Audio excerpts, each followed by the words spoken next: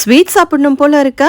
அப்ப வாங்க சூப்பரா ஒரு பால் பூரி எப்படி செய்யறதுன்னு பார்க்கலாம். இதை சாப்பிட ஆரம்பிச்சிட்டீங்கன்னா உங்களால நிறுத்தவே முடியாது. அந்த அளவுக்கு டேஸ்ட் சூப்பரா இருக்கும். இதுக்கு 2 கப் மைதா, 2 டேபிள் ஸ்பூன் ரவை, 1/4 ஸ்பூன் உப்பு, 1 ஸ்பூன் எண்ணெய் சேர்த்துட்டு இதை நல்லா மிக்ஸ் பண்ணிக்கோங்க. கொஞ்சம் கொஞ்சமா தண்ணி சேர்த்து இதை பூரி மாவு பதத்துக்கு டைட்டா பிசைஞ்சு ஒரு 10 நிமிஷத்துக்கு ஊற வச்சிருங்க. இன்னொரு பக்கம் 1/2 லிட்டர் பாலை தண்ணி சேர்க்காம காய விடுங்க. அதுக்குள்ள மிக்ஸி ஜார்ல ஊற வச்ச 10 முந்திரி, 10 பாதாம் கொஞ்சமா தண்ணி சேர்த்து பேஸ்டா அரைச்சு வச்சுக்கோங்க. பால் பொங்கி வந்து கொதிக்க ஆரம்பிச்சதும் இதுல அரைச்ச முந்திரி பாதாம் பால்ல ஊற வச்ச குங்குமப்பூ, 1/4 கப் சர்க்கரை, 1/4 ஸ்பூன் ஏலக்காய் தூள் சேர்த்துட்டு இதை நல்லா கொதிக்க விடுங்க. 10 நிமிஷத்துக்கு பால் கொதிச்சு இந்த அளவுக்கு திக்கான பொடியை கட் பண்ண நட்ஸ் சேர்த்து மிக்ஸ் பண்ணி இதை ஆஃப் பண்ணி ரெடியா வச்சுக்கோங்க. இப்ப மாவுல இருந்து பெரிய சைஸ் உருண்டை எடுத்து பெரிய சப்பாத்தியா தேய்ச்சிக்கோங்க.